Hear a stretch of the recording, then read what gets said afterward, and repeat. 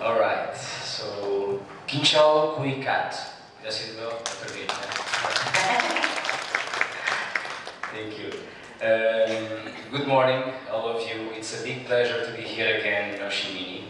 I don't know who was last year, but it was also amazing to be here last year. Many people was here.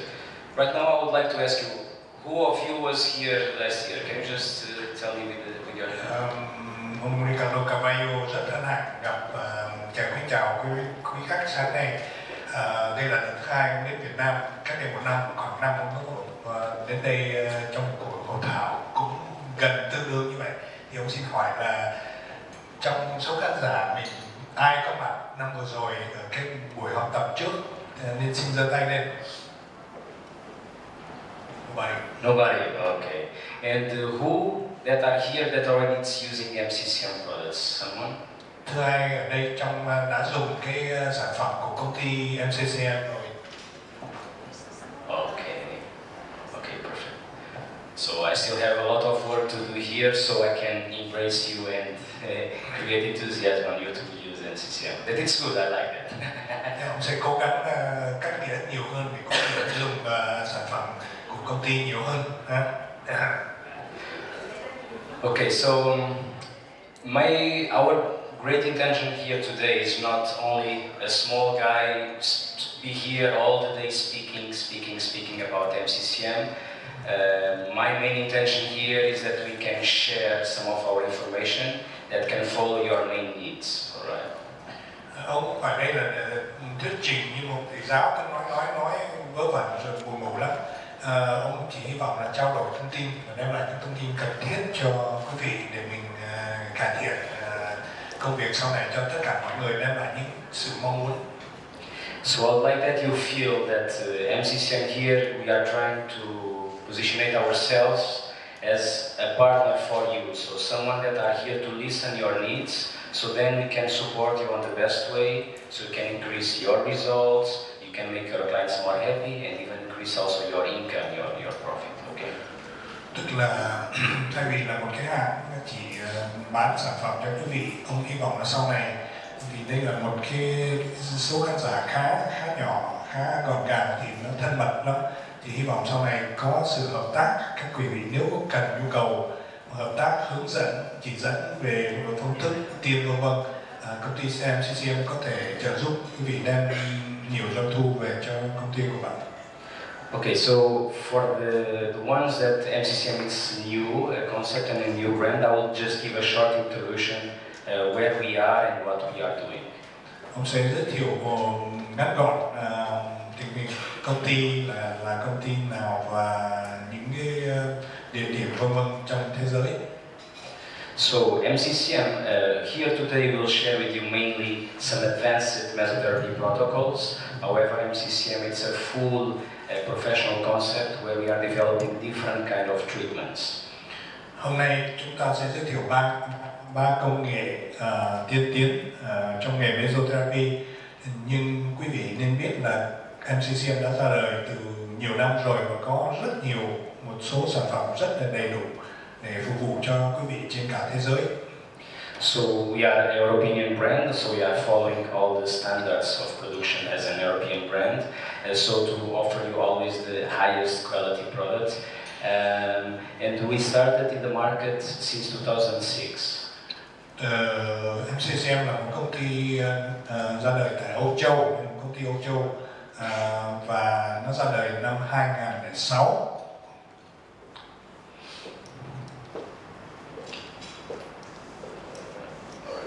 Okay, so during this period we were mainly based in Portugal and Spain because here is where MCCM is based. So in Portugal, in Porto, where I'm coming from, is where we have our headquarters, the managing, the training department, and in Barcelona is where we have the factory, the production. Công ty trụ sở chính nằm ở Portugal, tức là ở phía nam Âu Châu, còn cái chỗ sản xuất sản phẩm thì tại Tây Ban Nha, tại Barcelona. So I would like even to take this opportunity to invite anyone that is going to Europe and that want to stop in Portugal and Spain. Just let us know. It will be a pleasure for us to receive you as our guest. All right? Nhân dịp này ông xin mời tất cả những quý khách trong phòng này mà cơ lực công ty MCCM sau này có cơ hội đến thăm công ty tại Portugal hay Tây Ban Nha thì liên lạc với ông sẽ sắp đặt buổi học tập vân vân. As an international brand right now, MCCM is being represented in many countries around the world. So in Asia right now, we are positioned in Malaysia, Indonesia, here in Vietnam. We are very proud of that. Even in China, we are starting now to improve some of our market. So our main channel is being always the clinical treatments. We are working a lot of clinics, but even now, more and more, we are working with the spas too. Công ty này có mặt ở 52 quốc gia trên thế giới và Âu Châu.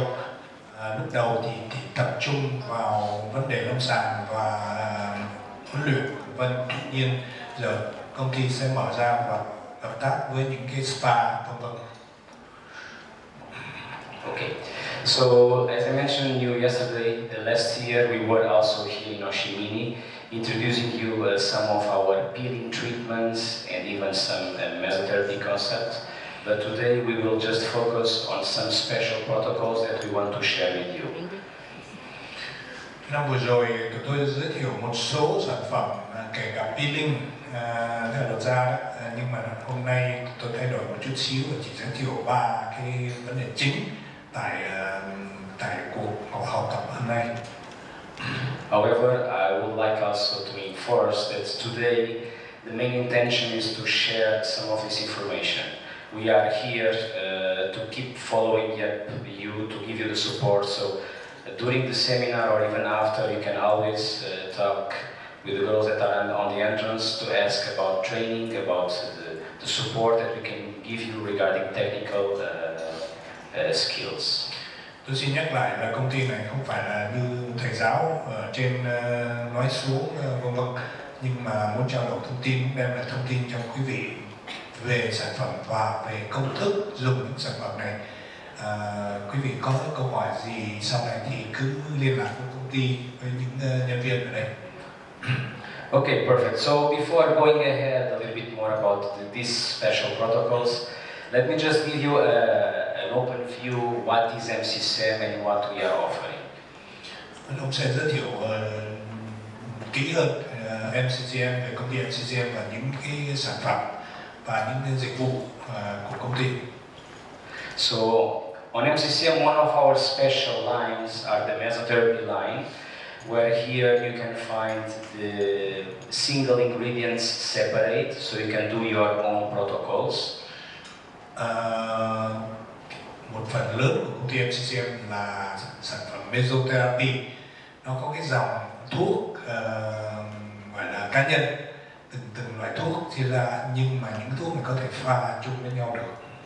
So here today also we will teach you, we'll share with you some of the ways that you can make your own protocol, so you can be like a kind of alchemist to do your special combination.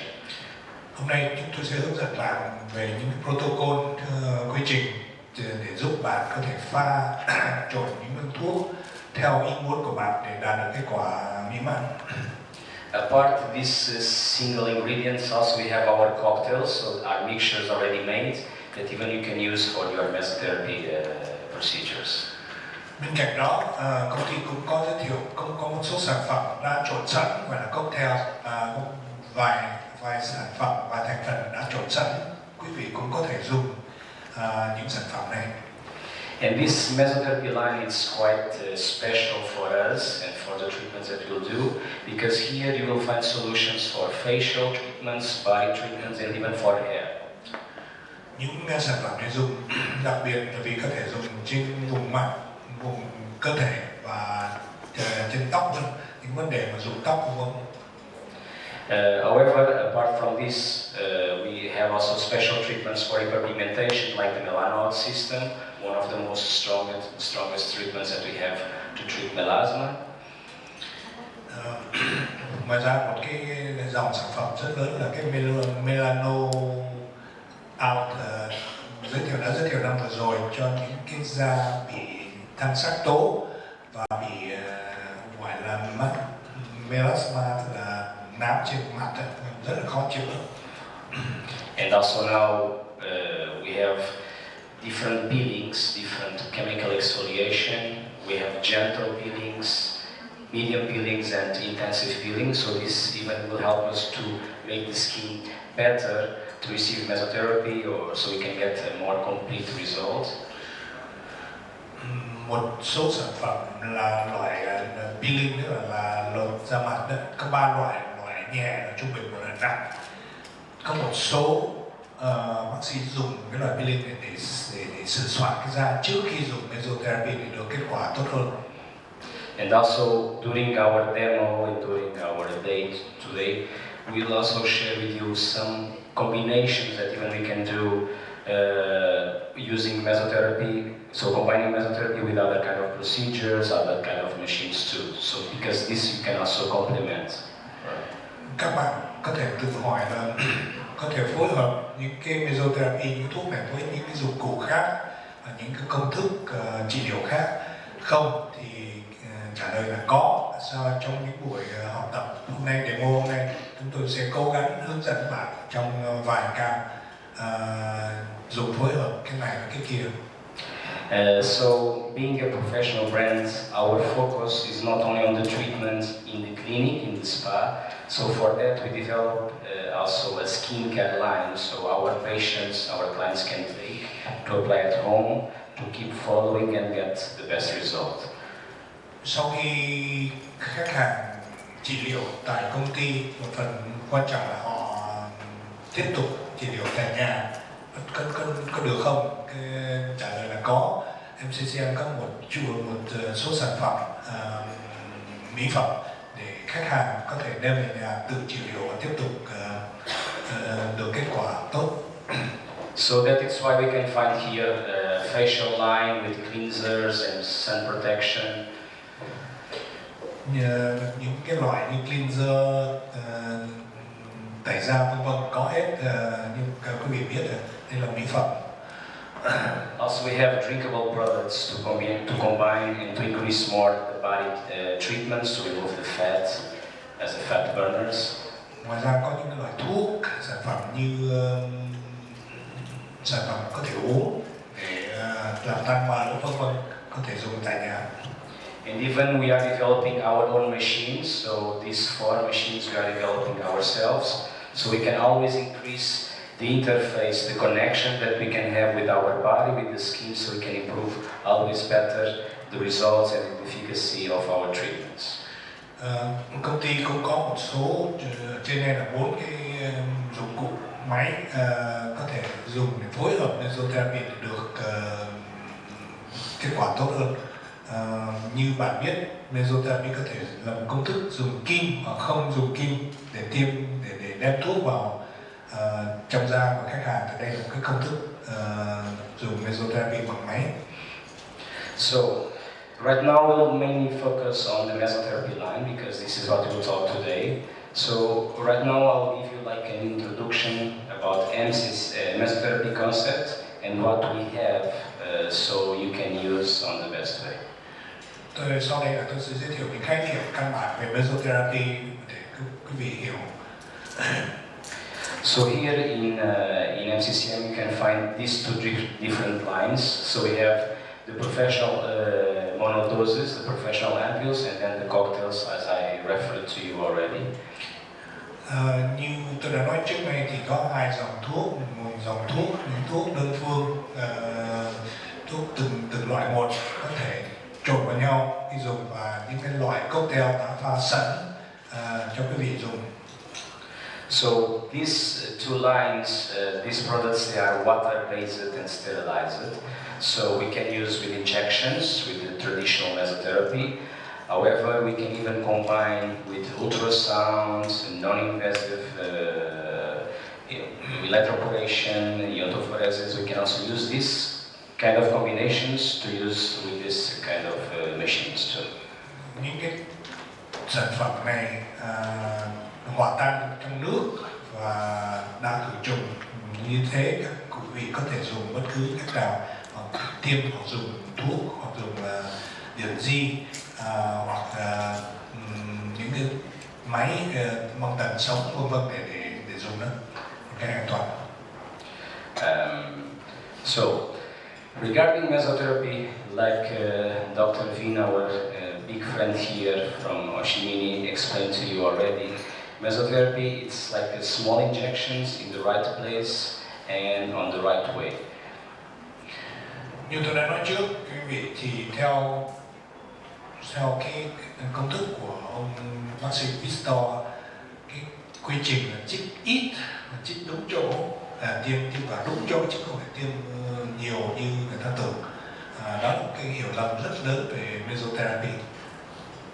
And nowadays, more and more clinics, more and more spas and physicians are doing these procedures because they are easy to do, they are not so costly, so can help us even to increase more the profit in our clinics. Như quý vị biết, cái công thức tiêm không phải là dễ nhưng nó giản dị. Nó có những cái công thức đặc biệt dùng. Nếu mà bạn làm đúng thì tôi nghĩ là bất cứ ai mà có rèn luyện và được huấn luyện có thể làm được và có thể đem lại tăng doanh thu trong cái spa của mình hoặc trong thẩm mỹ viện.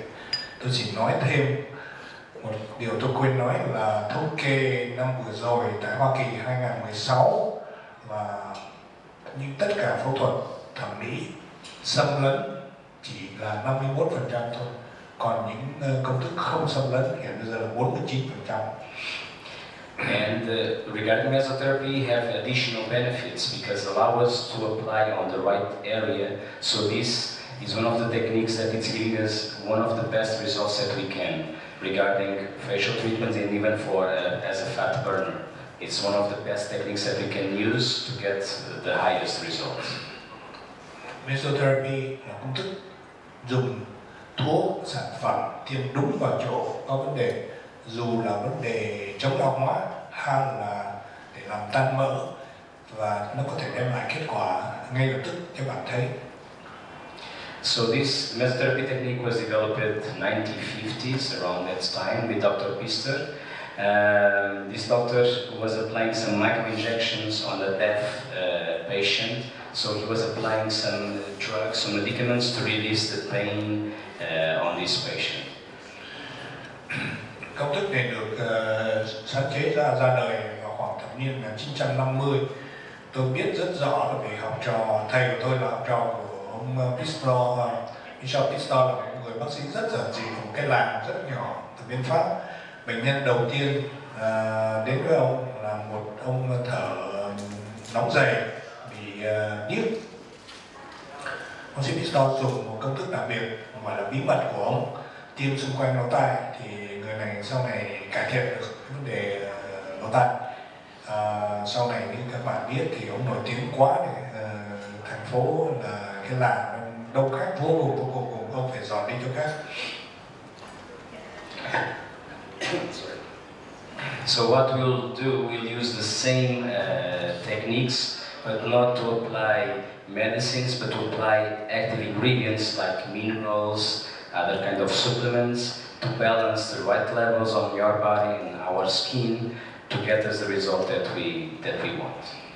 Thật ra công thức mesotherapy bây giờ không phải là tiêm thuốc mà tiêm những sản phẩm mỹ phẩm và vitamin vân vân vào làn da, đúng vào chỗ nào nó bị hỏng vân vân để đạt được kết quả, chứ không phải chắc chắn là phải thuốc men gì hết. And this is the magic regarding mesotherapy treatments that we like a lot. Because as you will see, most of the ingredients that we are developing, our body can also produce them. The thing is, when we become older, our body producing them less. So here what we are doing, we are applying these active ingredients to balance again the right levels, so we can improve the hydration, the firming, improve the metabolism in our body, so we can treat the skin and the body as we are looking for. Có những thực vật trong cơ thể của ta không sản xuất được. Một số khác thì nó giảm đi với tuổi tác, như thí dụ HA nó giảm đi sau tuổi 25, thì công thức mesotherapy có thể dùng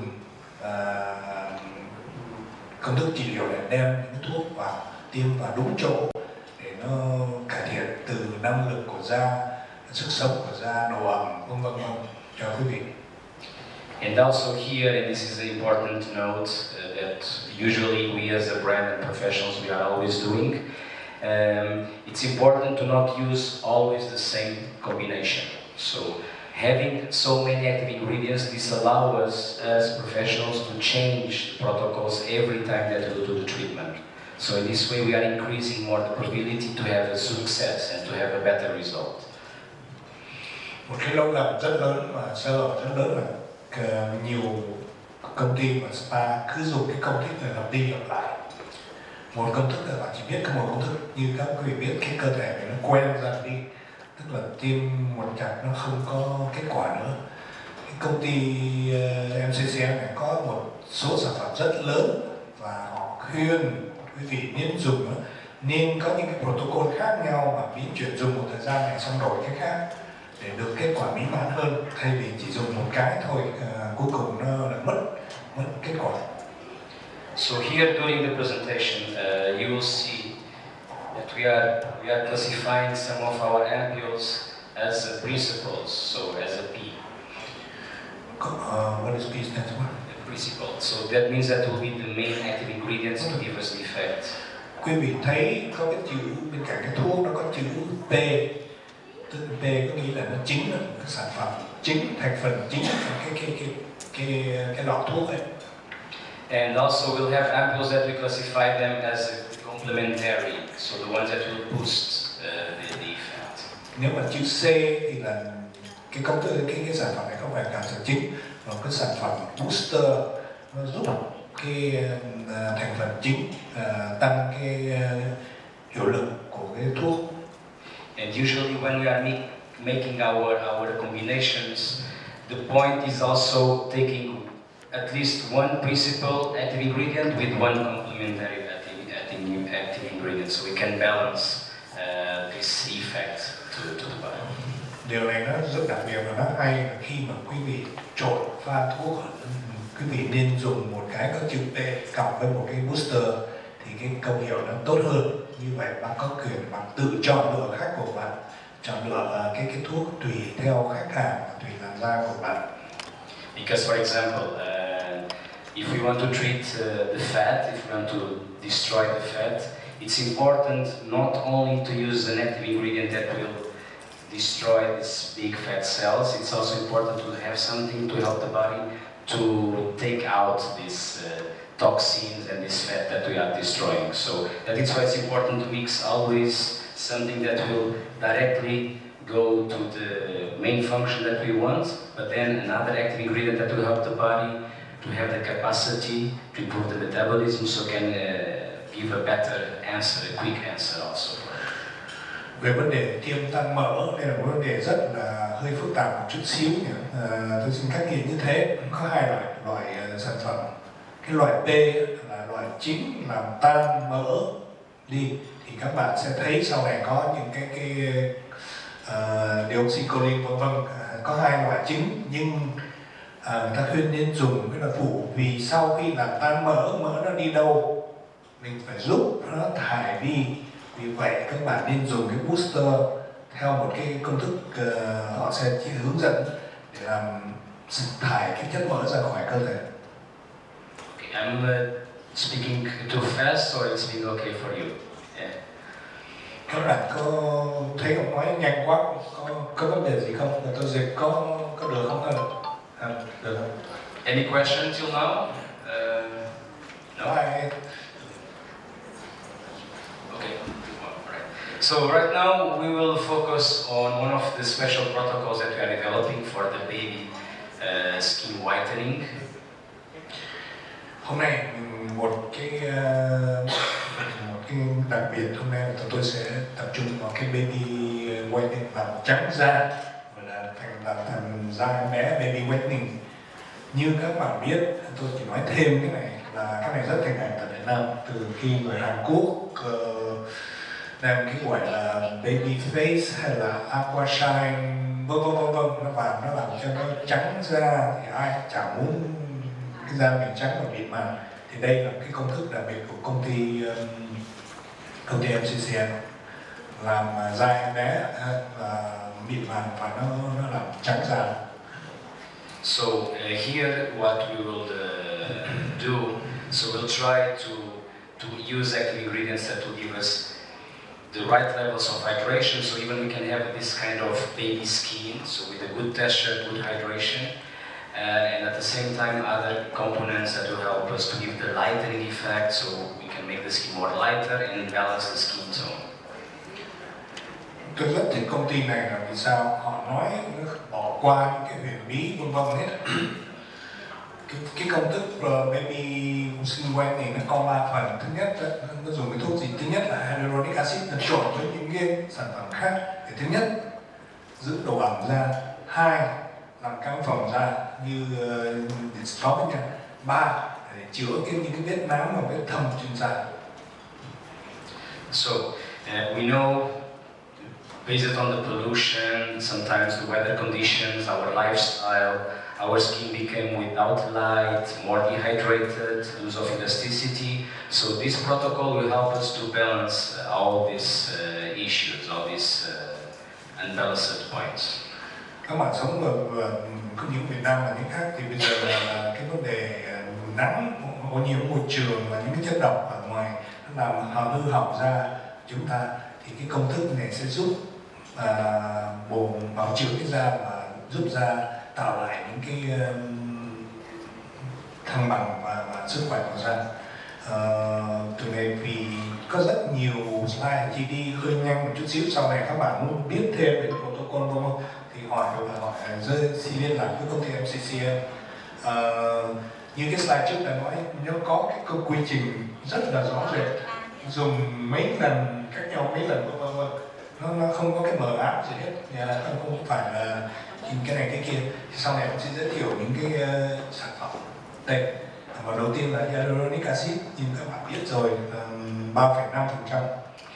So one of the important and best active ingredients that we have is hyaluronic acid.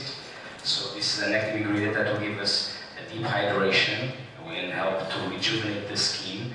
And MCCN is offering in 3 different options right now. We have higher concentration and lower concentration based on the treatment cost that we are allowing to do, and also based on the level of clients that we have too. We have different concentrations also for that. Sản phẩm đầu tiên là hyaluronic acid 3,5%. Công ty có 3 loại hyaluronic acid với cái độ nó khác nhau một chút xíu. Đó là cái sản phẩm chính để nên dùng trong những cái công thức chữa baby face này.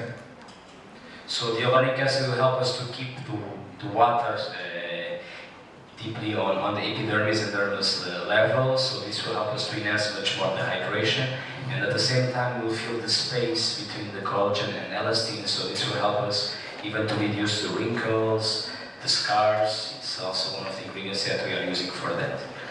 Tôi xin nói nhanh lại cho các bạn biết thì cái chức năng của HA là thứ nhất nó giảm cái sự bốc nước qua da, mất nước làm khô da, làm nó giữ lại độ ẩm của da và giúp tái tạo da bằng cách nào. Thường HA nó làm đầy cái khoảng trống những sợi collagen, nó tạo ra cái và tạo ra những cái mô liên kết nó giữ nước lại trong cơ thể, làm cho da đầy da và có vẻ nó trẻ hơn. The other option that we have is our cocktail prof whitening, all right, and this will be also one of our principal products for this baby skin whitening, because here we are combining glutathione, vitamin C and pyruvic acid. These 3 components together will allow us a lot to keep this glow and lightening effect that we want for the treatment. Ngoài cái 3,5% nên quý vị nên biết cái này tôi thêm một chút là HA có thể mua một với cái độ là 2%, 1%. Nhưng mà nếu mà muốn được làm giảm sắc tố da và da trắng hơn. Các bạn nên dùng cái meso cocktail vì nó có những cái chất làm trắng da và nó làm bớt giảm những cái đốm do melanin tạo ra. And the other option that also we have is the glutathione. Glutathione, it's known as one of the superhero as an antioxidant we can find in our liver, help us a lot to improve the immune system, and in another way even help and works to make a whitening effect. Cái thành phần chính nếu các bạn dùng thứ thôi thì nên dùng cái glutathione là gọi là cái chất mà hay tốt nhất trong cái sản phẩm do gan của mình. Nó ngăn cản sự sản xuất cái chất đen do melanin sản ra và nó làm vô hiệu những gốc tự do vân vân, nó cải thiện tái tạo cái tế bào. Alright. So, I'm sorry. Đây là những chất chính nha. Đây hết ha. Sau này có những chất phụ. Đây là cái chất mà mình booster đây. Đây có hơi nhiều thuốc. Nhiều khi các bạn hơi bị phân vân một chút xíu thì tôi như trong cái trường hợp các bạn khi tôi mới dùng những cái thuốc này vì nó nhiều quá thì các bạn nên có một cái system tôi sẽ cho các quý vị biết cái thông tin về cái này để các bạn không có bị phân vân ha. Sau này nói thêm về những cái chất gọi là bổ sung C. Okay. So I introduced to you the principal active ingredients for this baby skin whitening. Now we'll see the other ones that will help us to boost more this effect. And the first one will be the vitamin C, as we already know this strong active ingredient. It's a strong antioxidant. And also, sometimes together with the glutathione, can even improve more this whitening effect in our skin too. Cái sản phẩm mà bổ sung đầu tiên là vitamin C. Như các bạn biết rồi, có nhiều người uống vitamin C hàng ngày. Cái quan trọng của nó chức năng đó là chống cái oxy hóa và tái tạo làn da. Nó có thể dùng phối hợp với glutathione nếu chỉ có hai sản phẩm dùng glutathione với vitamin C. Eventually, because we are using high concentration of vitamin C, this is 20%. Some sensitive skin sometimes can have some redness. This could be a normal reaction for the vitamin C because have higher concentration. Nhớ là vitamin C này cái nồng độ nó cao, bạn nên có thể có nhiều bệnh nhân bị đỏ da nha, bị phản ứng chút xíu sau khi dùng cái thuốc này. The other booster that we have that can complement this whitening effect is the vitamin A, another strong antioxidant that we have that allow us even to control the sebum production, to improve more the skin texture. Một sản phẩm khác dùng phối hợp với C có thể là vitamin A. Cái tác dụng chính của nó là nó chống đối chất béo, nó làm giảm sắc tố, nhất là sau những cái vùng da bị tổn thương như laser và vân vân. Another option too, it's our collagen pyruvate. This is pyruvic acid, so this will stimulate the collagen. Cái sản phẩm thứ ba là collagen pyruvate. Cái công thức của nó là kích hoạt chức năng những nguyên bào sợi fibroblast là và nó kích hoạt việc sản xuất collagen. This is also great when we are using for icon scars and even stretch marks. We are using a lot of collagen pyruvate. Quý vị có thể dùng sản phẩm này trong ca bị rạn da và bị mụn bóng. Then we have like a combination, another cocktail that we have that's a combination of different kind of vitamins, vitamin A, E and C. This will allow us even to increase more this anti-aging action and this hydration and even improve the whitening effect.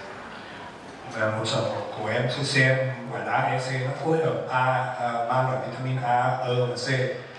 Như tôi lười một chút xíu tôi thích dùng cái này vì khỏi mất công pha như thế này.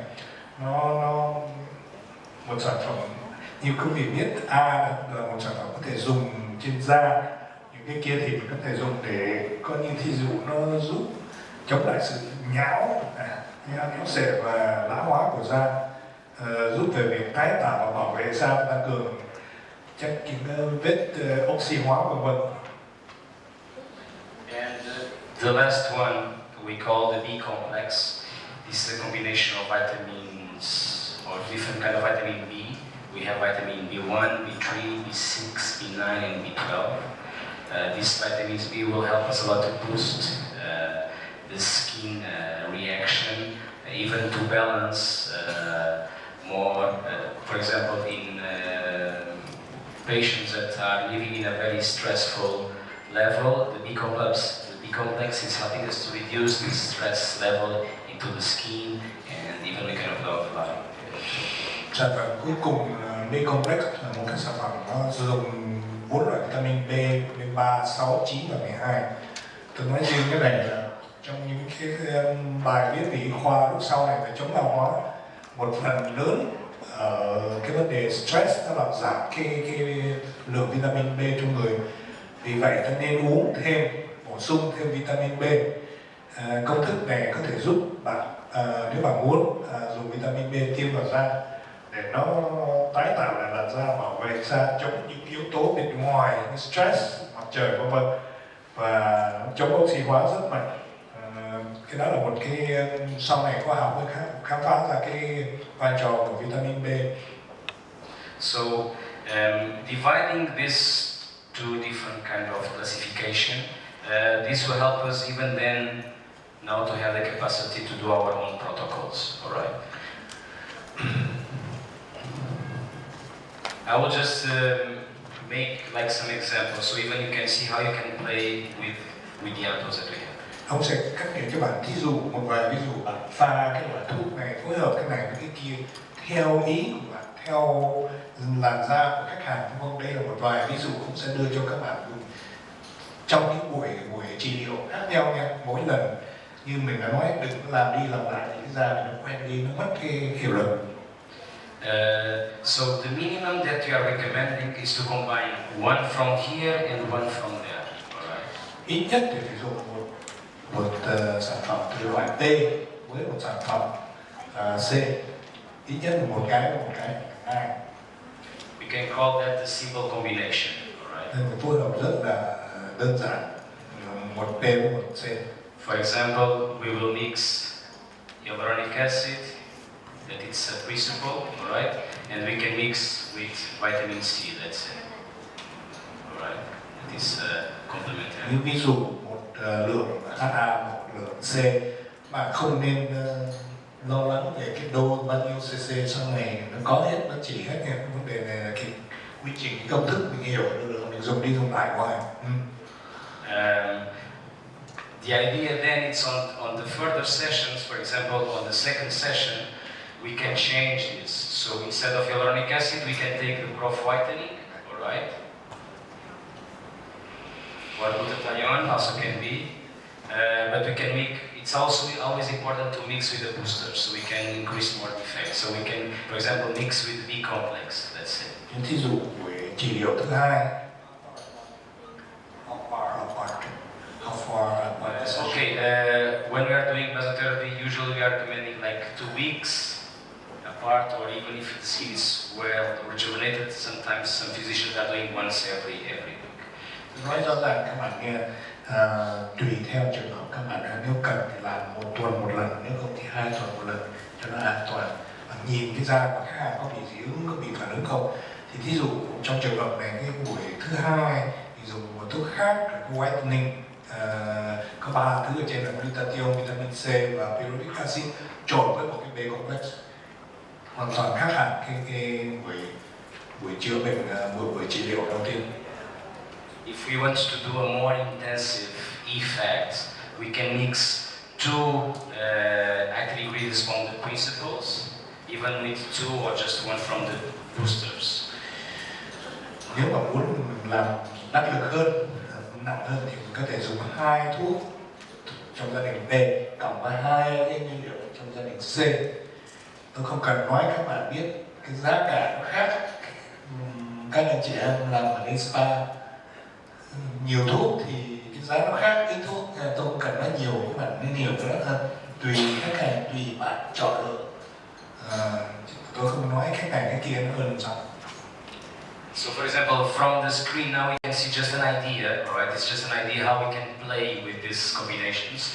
So as you can see on the first session, we were combining hyaluronic acid with pearl whitening just to be more intensive. But then we combine always a principle with the boosters, alright? As you can see. Trên bản đồ đây là một proton, ví dụ đây, bạn thấy lúc nào có một cái sản phẩm T, một sản phẩm C. Thì đây là điều chỉnh đầu tiên, thứ hai, thứ ba, thứ tư nó khác nhau chút xíu. Đó, bạn thấy là nó rõ ràng lắm. Tôi nghĩ nó rất là giản dị, không có gì mà khó mà cái công thức là sao trích tiền đúng vào thôi nha, và an toàn cho khách hàng. All this information we are allowed to supply you and to support you even during the trainings that we can do near yourself, so you can be more skilled and be more confident to develop this kind of treatments too, right? This is just some example, but later on we can discuss further how you can apply better and better all this. Should I translate that? Should I? Yeah. Okay. Tôi nói cái này vấn đề riêng cho các bạn. Thầy tôi học theo công thức Mỹ. Thì ông thầy tôi nói là tôi có đây, tôi dạy cho bạn, nhưng mà ngày mai tôi không có đây nữa. Thì bạn làm sao? Tôi muốn bạn tự bay, tự cánh chim mình bay. Thì không bao giờ tôi muốn bạn cứ lệ thuộc tôi là chứ. Thì các bạn nên học cái căn bản basic trước, xong dùng cái này. Sau này mình tự làm cái an toàn cho khách hàng. Cái đó là thứ nhất, nó tạo ra cái tự tin của mình. Hai, mình làm đúng. Dĩ nhiên có những cái lớp trao đổi vân vân, thì cái đó chỉ là cái ý của tôi thôi. Thì ông nói cũng đúng là đây, cứ làm sao công thức rõ ràng, một tuần làm khác nhau, một tuần hai tuần đó, thì các bạn về suy nghĩ những cách làm việc làm sao nhé, các bạn chọn lựa. Because also the interesting point here is that between each session, eventually we can combine with lasers or with other kind of approach treatments that even you are doing already on your clinics and on your spas. Dĩ nhiên các bạn biết rồi, trong cái khoảng cách giữa hai cái liệu trình thì bác có thể dùng những cái công thức khác làm như laser, RF. Tôi không nói chỉ vân vân, các bạn tự suy nghĩ, tự suy ra, chứ tụi tôi không có phải hướng dẫn từng tí. Tôi chắc chắn các bạn đến đây vì có một ý làm sao thì suy nghĩ một cách tụi tôi chỉ cái công thức làm để cho nó an toàn cho quý vị thôi. And this is what can make the difference on the treatments that we'll do. If we starting always to keep learning and looking for different approach, different ways to apply, we can always increase the effect that we can give to our patients. Right? Because when we are just using one direction, we can have results, but if we combine eventually with other approach, even that result can be higher. Ông nói rất dễ dàng, một cái đèn đi xuống cái hầm mà thì nó chói chừng đó thôi, nhưng mà 3-4 cái đèn nó chói thì nó sáng hơn tự nhiên. Thì các bạn nên biết cách học, cách combine, phối hợp cái này với cái kia một cách rất là giản dị để đạt được kết quả minh mãn với khách hàng. Okay. You think that makes sense to make the break now and then we can do a demo for the whitening, baby skin whitening, or you can keep going? Yeah? Các bạn muốn tiếp tục không, là muốn giải lao bây giờ? Tiếp tục nha, chút xíu à. Nói cho nó nhanh. Cái vấn đề sau là cái V-lift, Hàn Quốc gọi là V-line, V-lift vân vân. Nó cùng một quy trình như vậy, nhưng mà cái cách làm hơi khác một chút xíu. Bạn nên biết đây là mình nói luôn. We will go.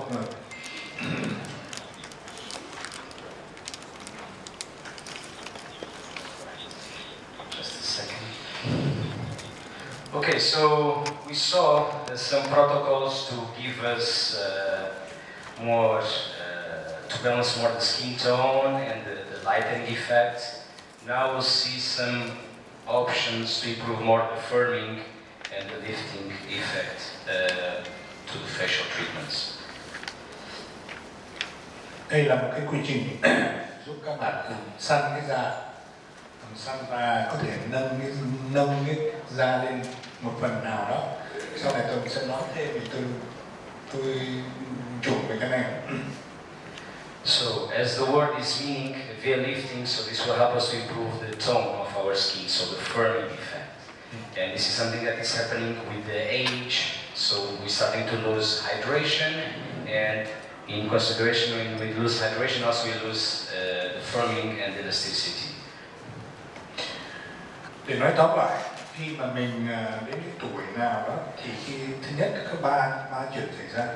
Thứ nhất là nó mất cái thể tích, da nó sa sẻ xuống. Hai là cơ nó sa sẻ xuống. Ba những cái dây chằng nó giữ da một chỗ nó bị giãn đi. Thứ tư một cái ít ai nói là cái xương mặt mình nó cũng bị loãng. Tức là mình hồi xưa cái mặt mình như bạn thấy một người mà tuổi thanh xuân cái mặt nó như chữ V là đúng một chút xíu, nhưng mà đến tuổi nó sẽ thay đổi theo một cách nghĩa một chút xíu. And because also the gravity, some of the areas in our face that suffer more are around the cheeks and even sometimes on the double chin, that we can see more of this sagging effect. So these protocols even we can apply more directly in these areas too.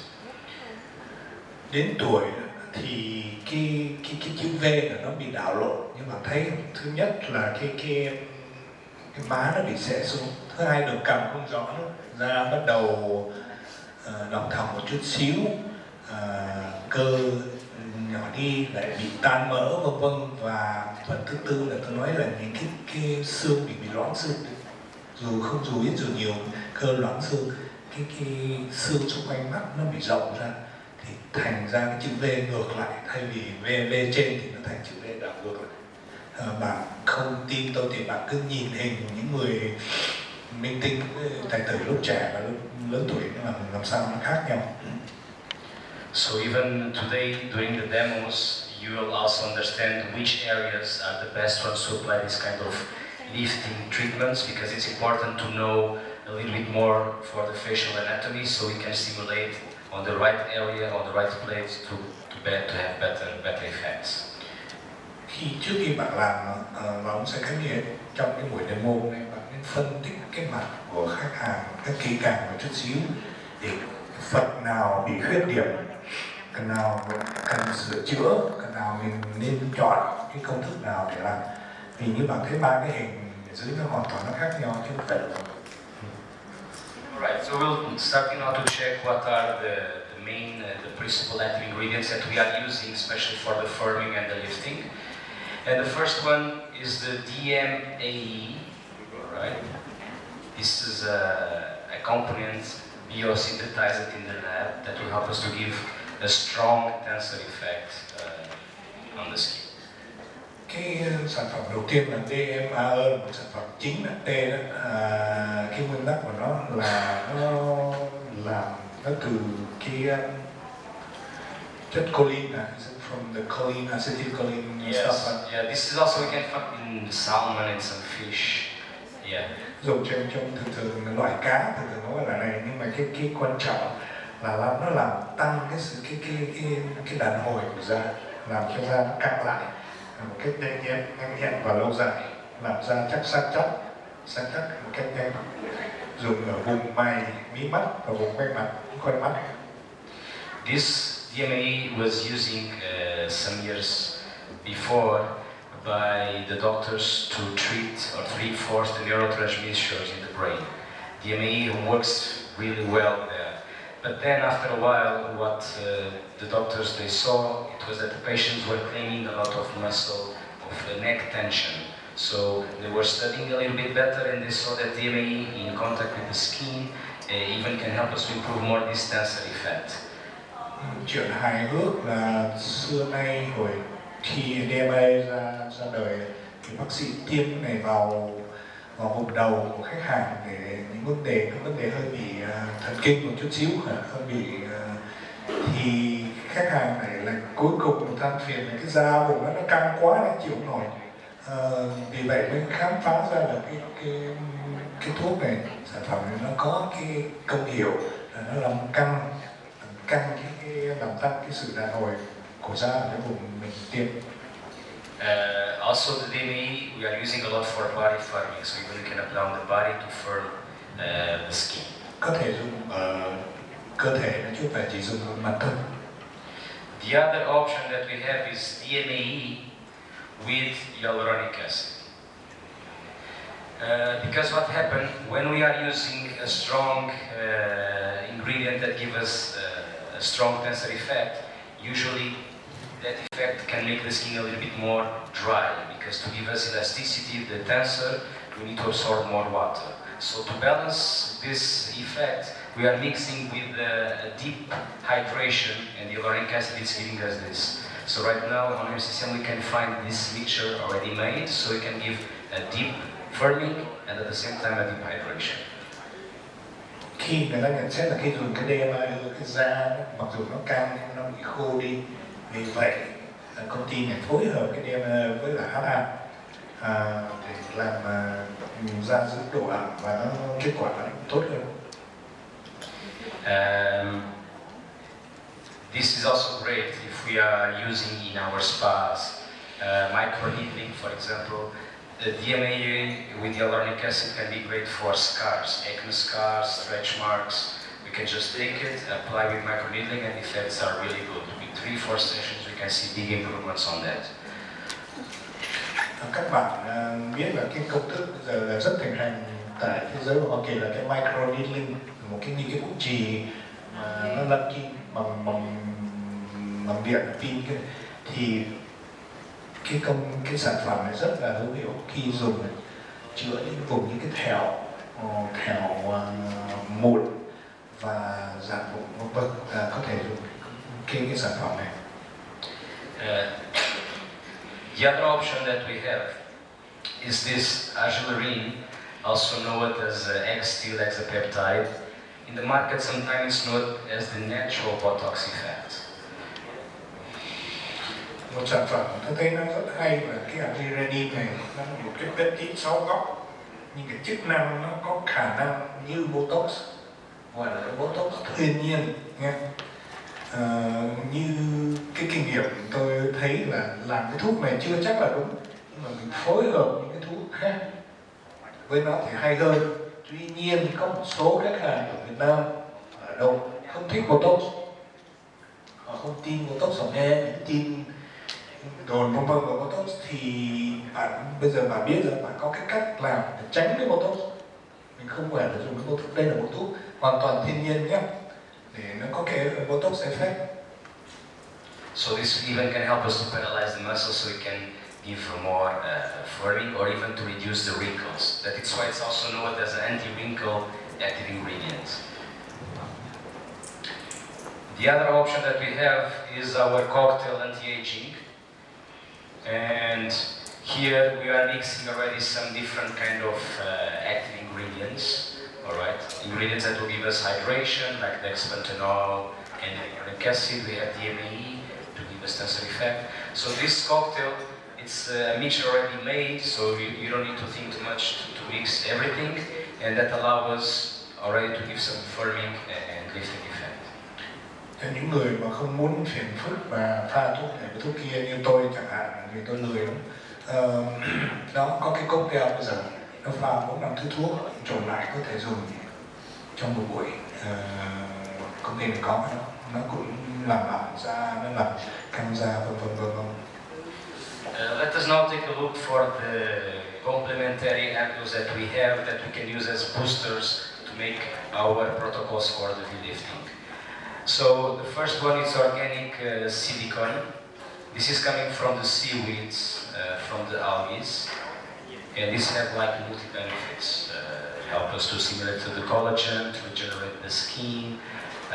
Usually we are using this to help us to, because organic silicone have a diffuser agent, so help us to spread the combination more easily into the target areas. Thuộc cái loại booster này không phải là sản phẩm chính đấy nha. Đây là booster, thì cái đầu tiên là cái organic silicone. silicone này không phải là silicone các bạn nghĩ, vì cái silicone này từ rong biển nó ra, seaweed, nó có công dụng là làm oxy hóa tan mỡ, là tái tạo da. Ngoài ra nó có làm tan những cái thuốc để cái thuốc nó có thể giải ra một cách dễ dàng hơn. Another option that we have is the Asia centella. This is a plant extract that have healing effect, also promote the circulation, have regenerative properties too. Thuốc thứ hai là Asian centella, cũng là từ sản phẩm tự nhiên ra nhé, không phải là thuốc men gì. Thì nó làm tăng chất collagen, chống phù nề và giúp sa thải cái serum tích lũy trên người. Should I tell orange peel also? Yes. Đây là một cái thuốc rất hữu hiệu trong những cái ca bị mỡ da cam. Phụ nữ ở đây ít, nhưng nước ngoài hay bị mỡ da cam ở người ta nông. Another important complementary active ingredient is the oligo elements, and I especially like this one because this is like a mineral supplement. Zinc, cobalt, nickel. This will help us to improve more the regeneration. It's great for oily and acne skins because usually this kind of skin have these minerals unbalanced, so this will help us to control the sebum production and improve a lot of regeneration. So as a booster, it will be also important that ingredient to use. Is it drinkable or injectable? Injectable. Ngoài ra cái thuốc thứ ba là cái oligo element, tạm dịch là cái nguyên tố vi lượng, nó là một loại bổ sung dinh dưỡng thường để tăng chức đề kháng, chức làm căng, làm thăng bằng cái chức năng của da, nhất là cái loại da bị gầu. Các bạn nên dùng cái đó phối hợp với những cái kia. Alright. Okay, so these are the main complementary ampules that we have for the veil lifting. So let's just now together see how we can play with them. And for the veil lifting, because we want to increase more the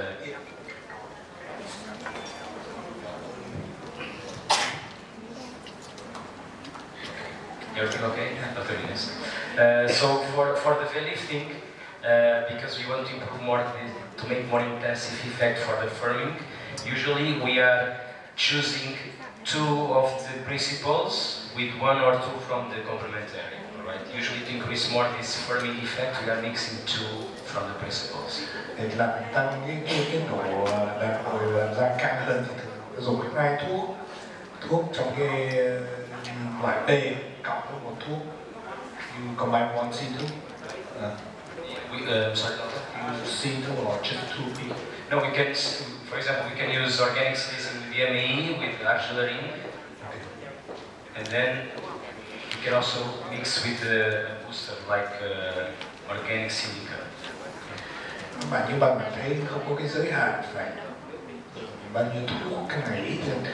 Đây là dùng hai thuốc ở cái gia đình B và một thuốc của silicon C. Nhưng thí dụ bị gầu, bị da dầu như cô hỏi tôi thì có thể dùng thuốc oligo element luôn. Mình mix cái đó lên. So, for example, and this is also important, if in the first session I'm using this one, on the second session I can use, for example, the Prof anti-aging with argilarine and with Centella. Okay, so what is important is always to change, to combine the protocols in different sessions that you are doing. Thì xin nhắc lại là cái quan trọng không phải là thuốc, nhưng mà mình thay đổi thuốc, cái protocol mình đừng có dùng một cái thuốc này rồi đi rồi lại nó mất công hiệu. Also, here are some examples the way that we are doing. So usually we are recommending like 4, 5 sessions, and in each session we can make a different protocol, or at least what we are suggesting, choose 2 protocols. So then you can change between the sessions that you are doing. Ông khuyên ví dụ bạn có thể thay đổi cái protocol, nhưng mà nếu mà muốn giản dị hóa thì chọn 2 protocol thôi, nhưng mà cứ thay phiên nhau làm từ buổi trị liệu này và trị liệu kia, đừng thay đổi cái này qua cái kia, chứ đừng có dùng cái này hoài. It will be the same thing. So usually we are also suggesting like 2 weeks between each session. cách nhau 2 tuần. For this treatment will be great if we have like a radio frequency RF, we can combine in a perfect way to improve more the collagen induction. Bây giờ tôi thử hỏi các bạn có thể phối hợp cái này với cái máy móc hay là tan mỡ hay là chỉ hay là hai phu hay là cái gì không? Các bạn thử trả lời. Các bạn biết rồi. Trả lời là có. Giữa những cái buổi mình trị liệu của khách hàng có thể dùng những cái công thức khác để nó tăng cái hiệu lực của những cái mesotherapy này. Cái này là cái hay nhất của mesotherapy. Vì sao nó không có cái ngăn cản, không có sai effect cái gì thì bạn dùng, tôi không cần biết, bạn biết rồi, ngoài khi có rất nhiều công thức khác để dùng. Đây là một cái booster. Sure. Cái Clonidine cũng là một công thức, cũng là công thức meso. Yeah, we can also use Demerol or Dermapen, yes. Correct. Sure. Always. For here it will be great because we know that the microneedling can stimulate a lot the fibroblasts, so improve a lot this for the effect. All right. So we saw already two special advanced mesotherapy protocols for facial treatments. It's missing now another ways to treat the fat, so to reduce the fat deposits, and even we'll see for body and for face. But right now it's better for us to make a break, otherwise it's too much information to our heads. So we'll make a break, we'll eventually do a demo, and then we keep following with the rest of the seminar. Bây giờ mình xin nghỉ một chút xíu giải lao, các anh nghỉ nhưng uống cà phê rồi thoải mái, sau rồi là sẽ có một cái demo, và sau đó sẽ nói về vấn đề thêm tan mỡ trong cơ thể.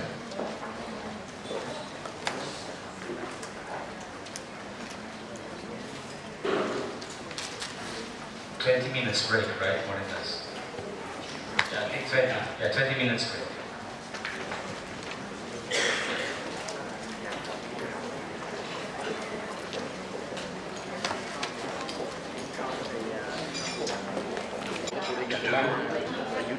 For the treatment that we did before. Only the help. Sorry, it's late. Sorry, with your help. Quý khách mình bắt đầu làm lại chút xíu nha. Thứ hai rất hấp dẫn về vấn đề là chức tan mỡ. Mình đã có nhiều công thức làm tan mỡ từ liposuction đến phẫu thuật của mình, nhưng đây là công thức không xâm lấn.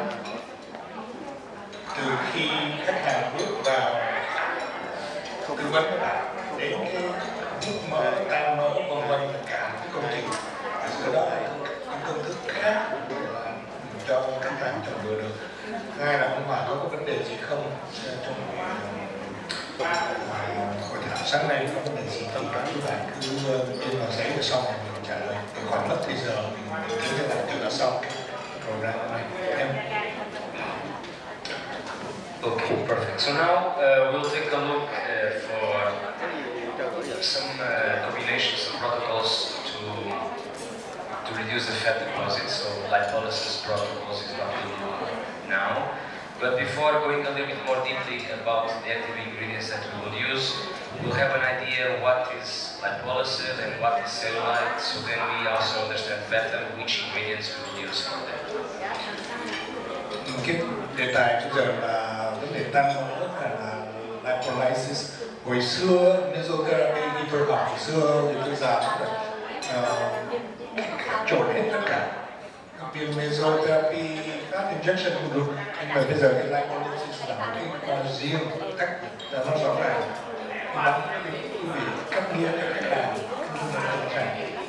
thì mình chỉ nói trước khi mình nói về những cái kỹ thuật của thuốc men, mình nói sơ sơ về cái sinh lý bệnh cái mỡ trong cơ thể.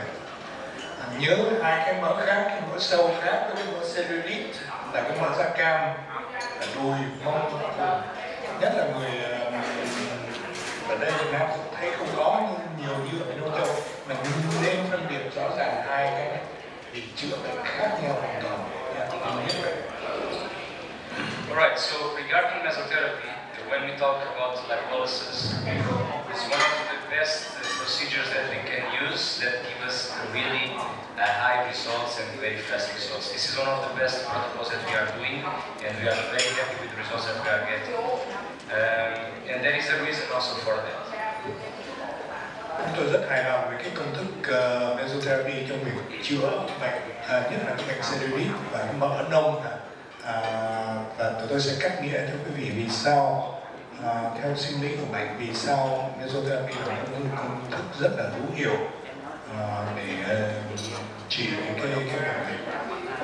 So usually the cellulite is not only a problem of fat deposit, it's also a problem of lack of circulation, the body's not working so well, it's having like an unbalanced drainage. So when we are treating even cellulite or lipolysis, it is important not only to look for the fat deposits, but even to understand a little bit more about how the body of that person is working on, if there is any difficulties regarding the metabolism and drainage. Cái vấn đề mà mỡ toàn thân và cái vấn đề cellulite nó hơi phức tạp một chút xíu.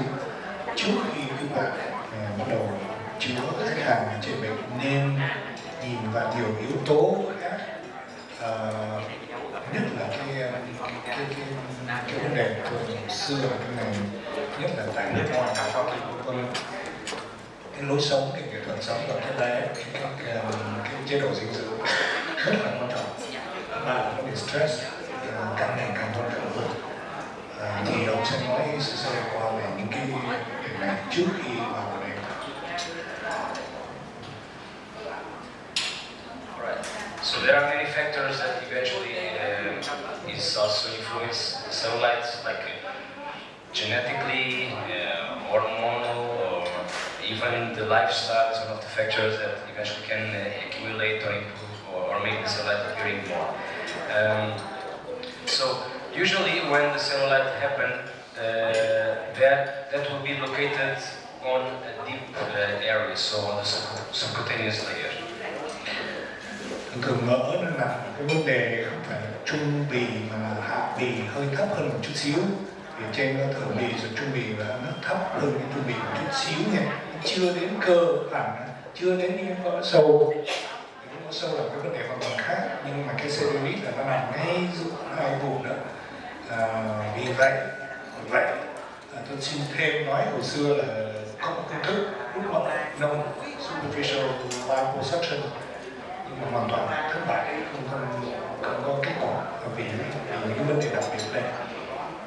So this is our skin. So we know that we have like different layers. So we have the epidermis, that is the superficial, the dermis that is giving us the structure, and then we have the subcutaneous layer where we have the fat deposits. So that maintains our body warmed, but even where the fat is localized.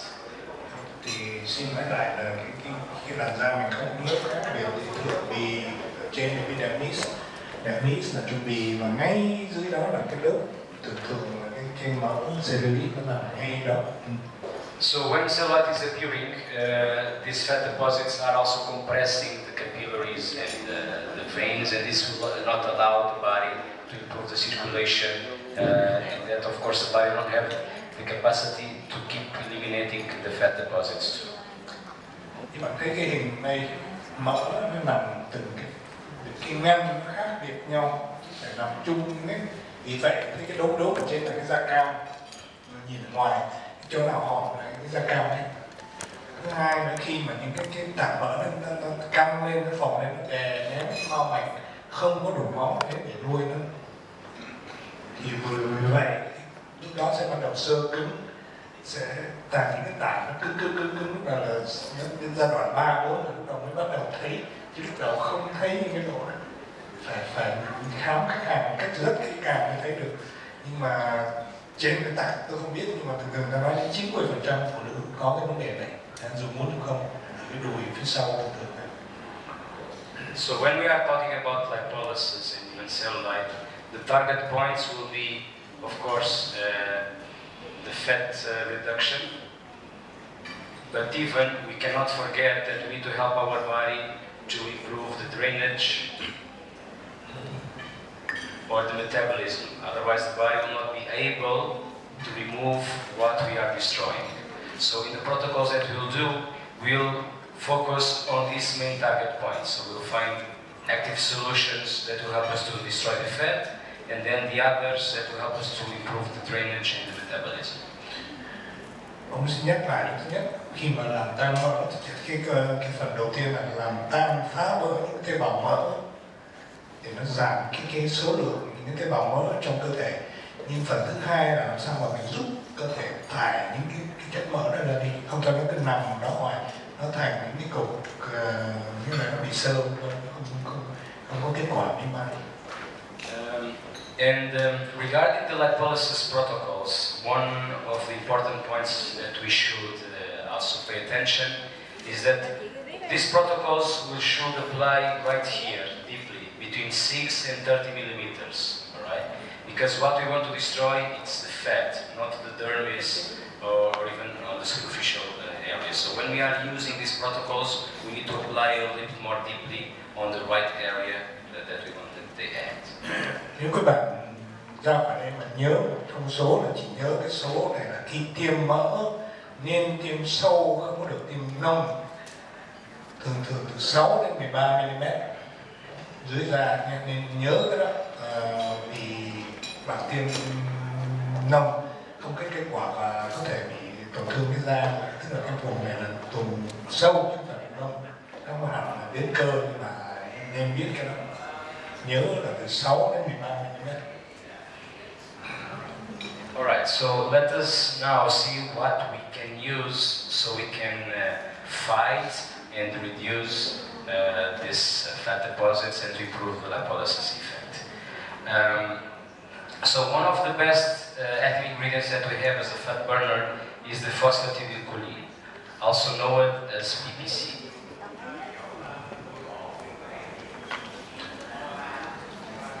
Cái sản phẩm đầu tiên ông giới thiệu là một sản phẩm chính, sản phẩm B là sản phẩm phosphatidylcholine, từ xưa gọi là PPC, khoảng 5%, 5%. Yes, 5% of concentration. So this is one of the active ingredients that when we apply deeply on the subcutaneous layer can allow us to destroy the fat cells. I will explain. Sản phẩm này là có lẽ nổi tiếng nhất, ai cũng biết và đã dùng lâu rồi. Xin nói thêm là cái sản phẩm này là một cái chất lipid mỡ và nó từ cái chất đậu nành ra nha, nhớ nên biết cái đó. Khi mà nó dùng, nó làm, nó tác dụng ngay lên màng tế bào mỡ, nó làm tan cái tế bào đó. The thing is, being an ingredient that have like this detergent effect, we should not forget that we need to apply right here, alright, deeply. Otherwise, we can make a necrosis if we are applying more superficial. Nhớ nha, mình chích cái đó tiêm sâu nhé, tiêm nông thì nó có thể làm ngoài từ da. Nếu mà tiêm nông quá là mình béo cái da lên, sau này chỉ technique mình kéo cái da lên, mình tiêm nó vào sâu một chút xíu cho nó an toàn. Các bạn sau này sẽ biết làm hết. Right now, also introduced it during last year. This active ingredient, the oxycholic, also have this detergent effect to destroy the fat membranes, and eventually, in certain cases, can be even better than PPC because give us less swelling, have less side effects. Sản phẩm thứ hai là oxycholic, gọi là DC, là cái sản phẩm ra đời cũng lần thứ nhì trong cái công trình lipolysis. Nó cũng có tác dụng làm tan ở cái vùng địa phương thôi nhé, nó không làm tan mỡ toàn thể trên cơ thể được. Dùng cho cellulite được, nhưng mà cái lợi hại là nó không có bỏng, nó khó chịu, chứ mà nó không rát như cái thuốc kia. Yes. Có nhiều người chỉ dùng BC, tôi không dùng BPC, nhưng mà đa số người ta pha lẫn hai cái để được công dụng nó hay hơn. Và tôi nghĩ là có một bác sĩ ở Beverly Hills rất là nổi tiếng chỉ dùng BC thôi. Hồi xưa rất khó kiếm cái này, nhưng mà giờ có được. Tác dụng rất hay trong cái vùng nòng cằm, rất tốt cái vùng nòng cằm. oxycolic làm tăng mỡ cái bụng nữa. Deoxycholic is also one of the active ingredients that we'll use for double chin, so to remove the fat on this area. Thì sau này sẽ chỉ cái protocol để các bạn dùng cái chất này để làm những phụ nữ bị mỡ vùng nằm cằm. And then another principle product that we have for lipolysis or even cellulite is our prof cellulite.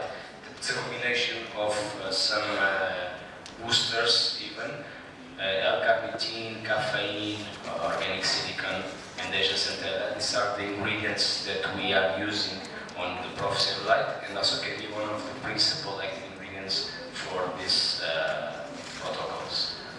Một sản phẩm khác là cellulite, cellulite B cũng là một sản phẩm chính tác dụng. Có 4 thứ thuốc pha vào trong đó, làm da săn chắc hơn, làm tăng đàn hồi da khỏe mạnh hơn. Nó cũng có cái công hiệu là làm tăng mỡ, nhưng mà thường các quý bạn nên dùng cái đó ở mỡ cellulite. Nhớ hai cái nó khác biệt nhau một chút xíu, cũng tiêm sâu nhưng cái tác dụng khác một chút xíu. However, in some areas, some of the doctors that are cooperating with us, as a principal active ingredient, they are just focusing more on PPC and deoxycholic. Some of them, they are using prof cellulite as a complementary active ingredient because the ingredients that are inside are mostly ingredients that will help to improve the metabolism and the drainage effect. Cellulite mặc dù là một loại sản phẩm có chữ B, nhưng trong đó những cái chất ở trong đó là có 3-4 chất thuộc vào C. Thì một số bác sĩ dùng thường họ sử dụng cái PPC với DC, và sau này những lúc mà chưa trị bệnh xong chuyển qua cái cellulite để hai cái nó phối hợp nhau, kết quả nó hay hơn, nên bạn nên biết cái đó. Another principal active ingredient that we have is hyaluronidase.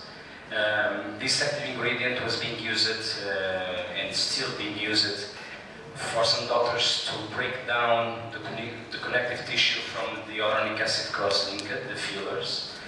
However, when we apply deeply on the fat, this even can help us to destroy the fat membrane, so even can help us to give us the lipolysis effect. Sản phẩm sau là hyaluronidase.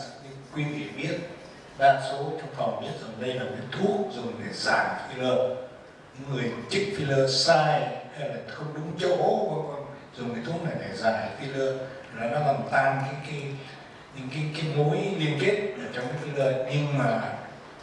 Nhưng hyaluronidase, nhưng mà tôi khám phá ra là cái này nó có công hiệu để làm tan cái màng tế bào mỡ. And we have also in two different concentrations. We have in a strongest concentration 1500 TU, and this we are using mainly to remove the fillers. And then we have one that is liquid, 150, that we are using more for lipolysis. Thì mình có hai loại thuốc đặc, cái liều nó cao, thường dùng để giải filler, còn cái thuốc kia nó loãng hơn, thường dùng để phối hợp để làm tan mỡ. Hai cái đều được dùng được hết. Okay, so now let us see another components that can help us just to improve the boosters, to improve the metabolism and the drainage. So the first one is celestabil. This is a combination of vitamin B3 and B6. So when we apply this, allow the body to easily absorb the fat or even dilute the fat. Một cái sản phẩm phụ celestabil là phối hợp hai loại vitamin B, có cái ATP vào trong nữa. Nhưng các bạn thấy cái công hiệu của mesotherapy là mình chích địa phương, nhưng mà nó có cái kết quả trên cả cơ thể. Và vitamin B nó sẽ giúp cơ thể mình hồi phục nhanh hơn và nó giải những thuốc khác. Another active ingredient that we use a lot is L-carnitine. So L-carnitine is amino acid that will help us to take the fat to produce energy, so improve much more the metabolism in our body. And this is one of the active ingredients that we use a lot, mixing with the principal active ingredients that we mentioned. một cái thuốc dùng rất nhiều nhất công dụng là thuốc cà phê tim, có thể trộn với những thuốc thuộc loại B làm tăng cholesterol và triglycerid trong cơ thể. Another strong stimulation active ingredient is the caffeine. We have caffeine 10%. This also will help us to increase too much the metabolism, so the answer of our body to remove the fat deposits. Quý vị ở đây chắc chắn ai cũng uống cà phê nhiều rồi, biết cái chất cà phê đây là mình có cái chất cà phê có thể tiêm được, nó kích thích cơ thể hoạt động mạnh hơn, tiêu hóa mỡ vân. Nhớ một cái là cà phê kích nó rất là bầm rất nhiều, nên tôi có cái kinh nghiệm là cẩn thận chút xíu, bệnh nhân bầm nói trước người ta biết. This caffeine that we have is in 1cc ampules, because this is the maximum amount that we recommend to apply caffeine per session. Thường mỗi ống cà phê như 1cc, đừng bao giờ tiêm quá 1cc trong một buổi trị liệu. Đừng bao giờ tiêm quá vì tim bắt đầu nó nằm nhiều tác dụng phụ. Regarding these components, I just want to mention a few things. If we have clients or patients that have some high blood pressure, we should use it with a lower amount, or even avoid to use them if they have too many high. Cẩn thận một chút xíu, khách hàng mà có vấn đề tim, huyết áp cao, hơi bị béo chút nên cẩn thận khi dùng cái thuốc caffeine. Tôi thì tôi hoàn toàn tôi trắng, đừng có nhá, vì tim nó đập rồi có những vấn đề nên tránh bao nhiêu thuốc khác mà có thể dùng. And even caffeine, when it's injected, we can feel a little bit of pain because one of the characteristics of this sample is a little bit more acid, but it's very effective to help us to reduce the fat deposits too. The other important active ingredient that we are using most of the time is artichoke. So artichoke will be a detoxifying active ingredient. So this will help our body to detoxify better, to improve the drainage, remove water retention. So this is what will help. This will work on the liver. So this will help us to give more power to the body to release the toxins and the fat that we are diluting and destroying. Chất cuối cùng mình dùng là tissue, các bạn biết rồi. Đây là chất nó là giải độc ở vùng gan, nó điều hòa cái hệ thống tuyến đường trong gan và làm thăng bằng cái vấn đề chuyển hóa lipid mỡ ở trong gan. Ngoài ra nó làm bổ thận và tan bớt cái chất ure trong mình. If we are mainly working on the body, on the cellulite, there is another active ingredient that we use many times, that is melilotos. This is a combination of plant extracts that will improve the venous circulation. So this will help us even to reduce the water retention and even to stimulate the drainage during this process. Vấn đề nó hơi phức tạp, nhiều thuốc có nhiều khi không nhớ, nhưng mà bạn chỉ nhớ cái melilotus này, cái thuốc cuối cùng này là cái thuốc nó giúp cái hệ thống lưu thông bạch huyết và cảm tĩnh mạch, tức là những người mà chân hơi bị sưng hay đứng nhiều hay là cái cách sống ít vận động vân vân, nên nghĩ đến cái chất melilotus này là một chất hoàn toàn thiên nhiên, có thể trộn vào những thuốc kia. When we are injecting melilotus, there is like 20-25% of the patients that can have some bruising. This is a normal reaction when we are applying melilotus. However, if this reaction is being too intensive, we can change, we can alternate. Instead of melilotus, we can use ginkgo biloba. Alright? Also, will be an active ingredient to combine during the cellulite or the lipolysis treatments in the body. Có một chất khác gọi là ginkgo biloba, các bạn biết rồi, cái thuốc này thường uống để bổ não, nhưng mà cái này cũng có thể dùng cái độ là 4%, có thể nó chức năng là nó giải cái hệ thống tuần hoàn ngoại vi, chân tay, những người mà chích melilotus này khoảng 20-25% họ có chịu mà nói đau thì nếu không dùng được melinotus có thể dùng ginkgo biloba nhé. Nó cải thiện hệ thống tuần hoàn của collagen vân vân và ta uống để bổ não. Ginkgo biloba help us on the circulation, even on the microcirculation. So this is also an active ingredient that we are applying for eye treatments to reduce the dark circles, the puffiness, can also be used for. Ginkgo biloba nó cải thiện cái vấn đề mau mạch, hệ thống tuần hoàn mau mạch rất là hữu hiệu, vì vậy có thể dùng ở những cái vùng quanh mắt, cái tầm, cái quần mắt bị đen vân vân, nên ý cái đó. Ngoài ra có những cái công thức khác các bạn sẽ nên biết. So these are like the main active ingredients that we can focus and to use for lipolysis and even for localized cellulite on the body. So what is important for us also to understand is that here we have active ingredients that will help us directly to destroy the fat cells. Then we have others that will improve the metabolism, so the circulation and the body quicker answer, and other ones that will mainly help to give this detoxifying action too. All right? And when we are doing our protocols, it's important at least to have one example for these main functions.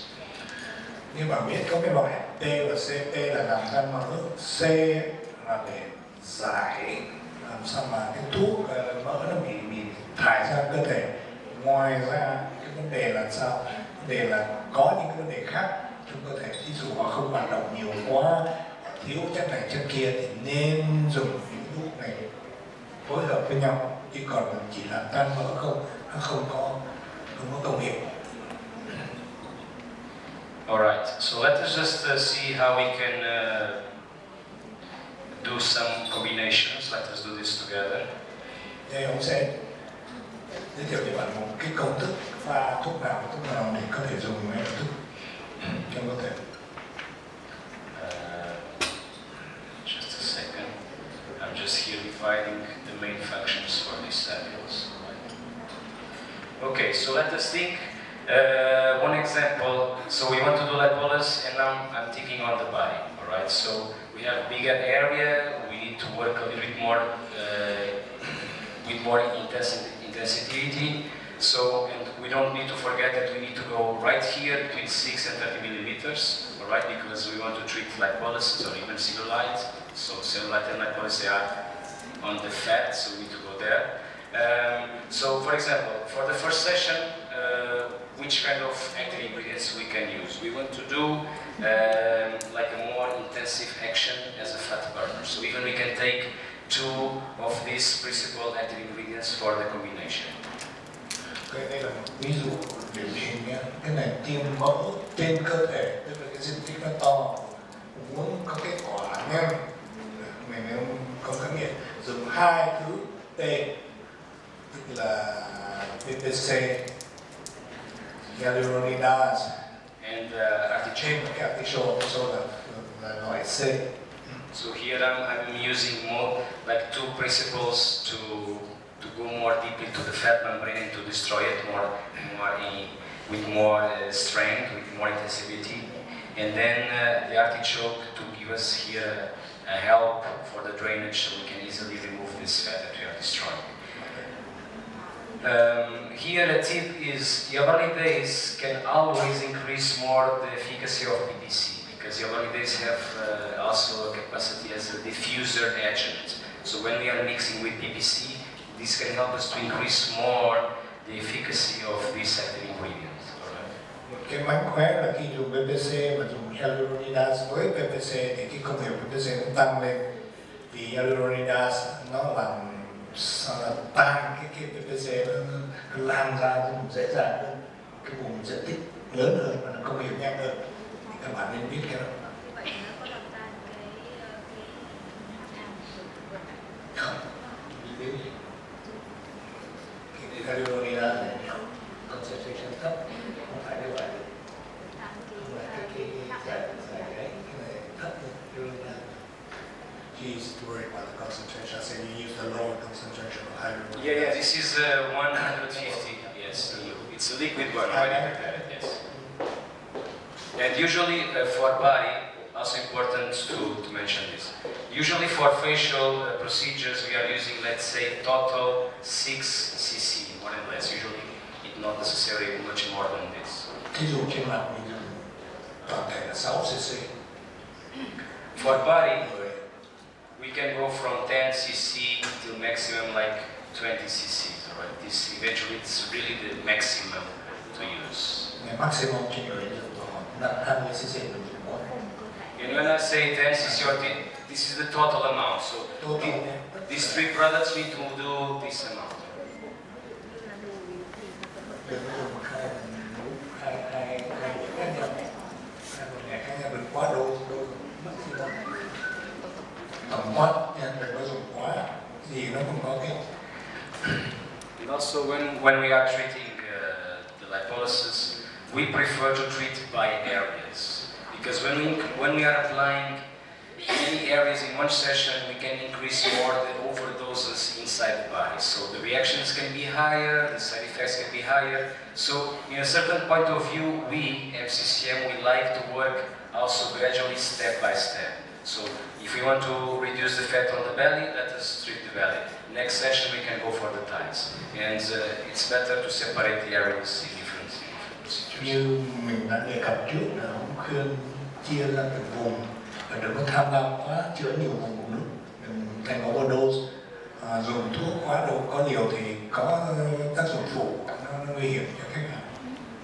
Because also what is important to mention, when we are doing facials, usually the amount that we are applying is smaller, right? And we are applying more superficially, so the body totally to absorb will take a little bit longer.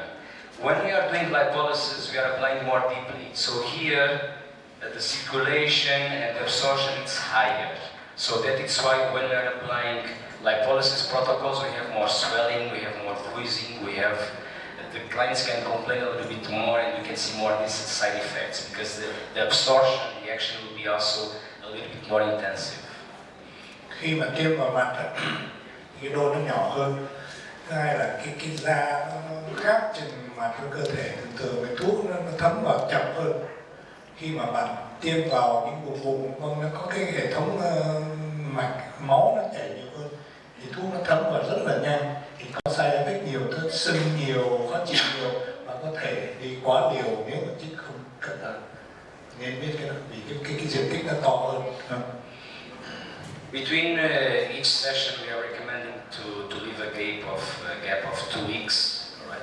More or less, we will recommend that. Người ta khuyên nên chích những buổi cách nhau 2 tuần, đừng chích nhiều quá. And usually, what we recommend at least between each session, you can always play between phosphatidylcholine and deoxycholic acid, alright? So one session we can use phosphatidylcholine, on the other session we can use deoxycholic with L-carnitine, for example, and we can also include celestine. At least to this. Trong trường hợp trên thì ông đề nghị thí dụ cái buổi trị liệu thứ hai đừng có dùng phosphatidylcholine nữa, mà dùng deoxycholic hoặc loại thuốc khác để nó không công hiệu hơn, cơ thể không quen. This what we are checking. It's mainly for the body. There is one product, for example, that we are using a lot. If you have cavitation, let's think the ultrasound equipment. If you have it, we are using hyaluronidase with artichoke, for example, on the same day. So we inject. I will give you an example from a Chinese. We went to Thailand to make a demonstration there in Thailand, and we were making some injections of hyaluronidase with artichoke in the belly, and immediately after we did the cavitation. At the end, we increased the result. So we measured the patient and lost 7 centimeters of hyaluron in one session, because hyaluronidase will help us to break down the connection tissue. So when we apply on the fat, this can increase more than the cavitation action too. So this can also be a trick that we can use in our benefit to improve the efficacy of the treatments. If you have cavitation, this could be one of the things that you can use. một kỹ thuật các bạn nên biết. Đây là một cái kỹ thuật rất là hay. Ông giới thiệu là Việt Nam khởi đầu từ Thái Lan. Những người spa có cái máy làm tăng mỡ, cavitation vân vân, có thể tiêm hai loại là hyaluronidas và artichoke vào trong bụng và ngay sau đó là dùng cái máy làm tăng mỡ, vì nó phá vỡ cái mô liên kết giữa mỡ. Thì khách hàng này chỉ làm có một lần, cái bụng giảm xuống 7 cm. Nên biết cái đó tức là sao? Lúc đầu tôi vào tôi nói gì, có thể phối hợp mesotherapy với rất nhiều công thức khác, chứ không phải là phải ABC như vậy. Nếu bạn mình dùng cái này cho nó phá vỡ xong rồi mình dùng máy mình đặt ngay lập tức sau đó cùng một buổi cái công thức đó, vì nó phá cái mỡ ngay lập tức, nó làm tăng hyaluronidas, không biết rồi nó làm thì bệnh nhân này rất hài lòng vì giảm 7 cm ngay lập tức, ngay trước mặt mọi người. Thì đó, các bạn nên suy nghĩ chút xíu ha. Just some notes. Of course, during the demo you will understand better some of the techniques and even the amount that you will apply per puncture. But I will just mention here for you. Usually for lipolysis we are applying 0.2 till 0.5 cc's, more or less, per point. Thường mỗi khi mà chích lipolysis thì thường mỗi dose chỉ 0,2 đến 0,5 thôi. Nhớ cái đó đừng chích quá cái dose. Perfect. Let's just see now some examples for double chin, because this is also one of our focus. All right. Here we just need to be a little bit more. We need to pay more attention, because on the double chin, this is not only a problem of fat; it's also a problem of flaccidity. So we need to analyze well how much fat is there. So we need to remove.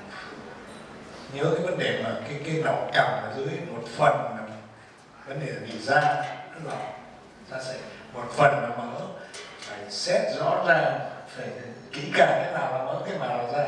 Nếu không là mình làm sai nhé, nhớ cái đó nhé. Nhiều khi có hai cái luôn thì ông nói ông sẽ cắt nghĩa cho nó nói là nên cẩn thận cái vùng này chút xíu. That is why if you see here on this example, after doing some sessions applying deoxycholic acid, at the fourth session or on the third session, the protocol that we are using is mainly to improve the firming effect. So first we focus on the reduction of fat deposits, but then also we are doing a protocol to improve the firming, so the result can be more uniform. Nhiều mới nói cái vấn đề nào là da, nào mỡ, thì trong cái protocol này 3 lần đầu kiêm thuốc để nó tan mỡ, nhưng mà cái buổi trị liệu thứ tư họ đổi thuốc để làm cái săn da chứ không làm tan mỡ nữa. Bạn để ý cái đó chút xíu nhé. Mà tôi chỉ nói thêm cái này, nếu mà các bạn làm cái đó mà muốn căn trị có được không? Tại sao không? Khi cái da trùng xuống thì có thể căn trị. Đó là cái kinh nghiệm của tôi cả, chứ không phải là bắt buộc phải làm cái này. Khi lúc đó bệnh nhân chưa ready, chưa muốn vân vân, nhưng mà khi họ muốn em làm thêm, đó là cái nhỏ nói thêm thôi.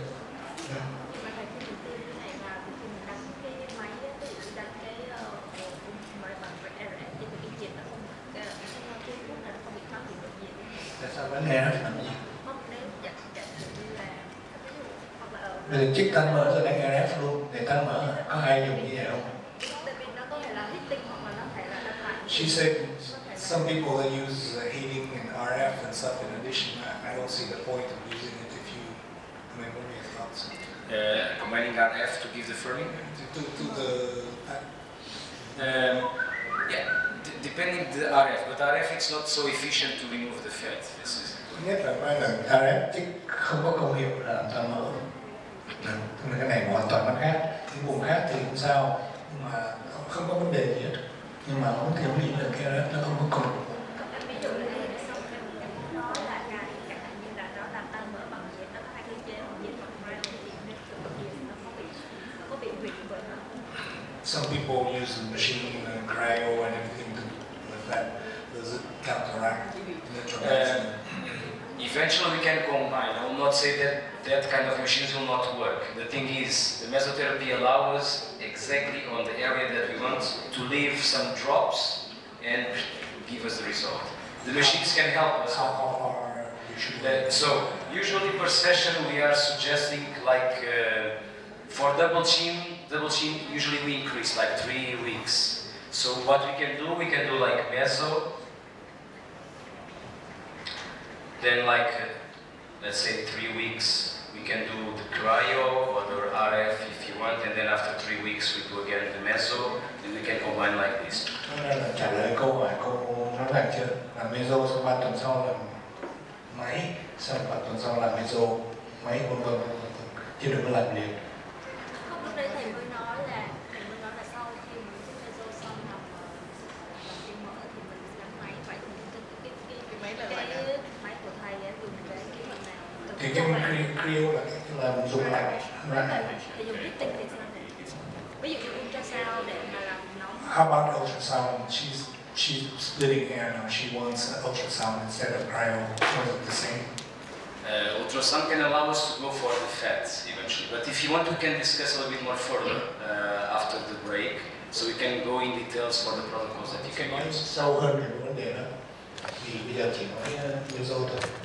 Còn tôi nghĩ là hơi hai cái mà combine chưa chắc là đúng. Là vì meso nó chích chính xác vào chỗ nào mình chích chính xác, mình đợi cho nó quay về, sau đó mình làm cái kia. Còn cái máy thì đánh toàn diện theo tôi nghĩ. Cái máy là sóng. Wave show mà nó thì ông nói là đó, tất cả cái đó chỉ 3 tuần. Let's combine together. As I said, 3 weeks. Yeah, 3 weeks. Let's 3 weeks. explain for her. 3 tuần sau là Vì lúc đấy thầy mới nói cái mới đánh ra làm ngay làm máy ngay thì vậy họ làm cái gì? cái vấn đề the patient in Thailand, what did he have?